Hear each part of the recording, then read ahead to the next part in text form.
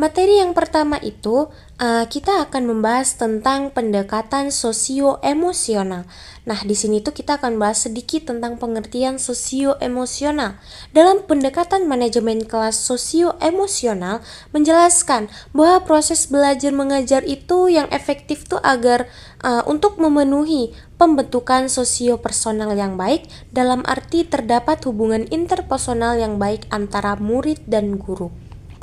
Nah, ada beberapa pendapat nih tentang pendekatan sosio-emosional.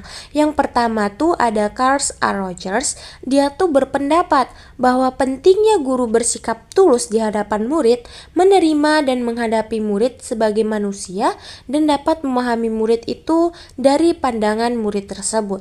Kalau dari Ham Cheginot, dia tuh berpendapat tentang pentingnya kemampuan guru dalam melakukan komunikasi yang baik dengan murid dalam mengusahakan pemecahan masalah.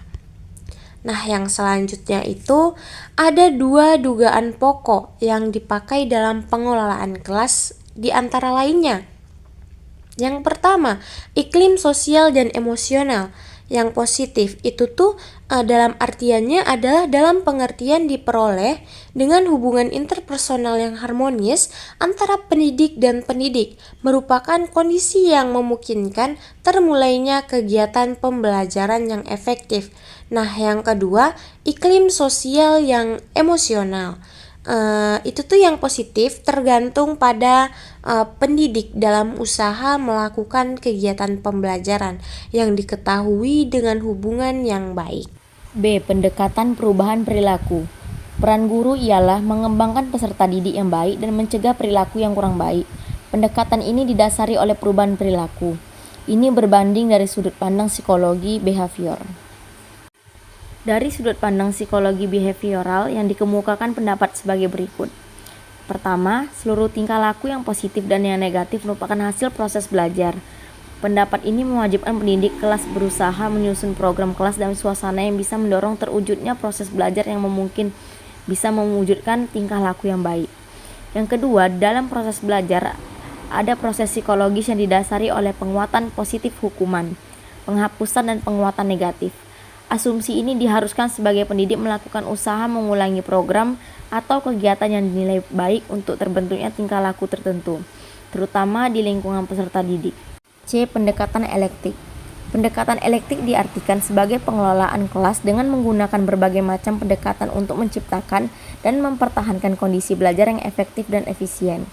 Guru berperan untuk memilih dan menggabungkan secara bebas dengan banyak pendekatan dalam manajemen kelas, disamakan dengan kompetensi yang dimilikinya dalam manajemen kelas. Pendekatan elektik yakni pendidikan menulis berbagai pendekatan itu berdasarkan situasi yang dihadapi dalam situasi yang dipakai pada kondisi yang lain mungkin mencampurkan ketiga pendekatan tersebut.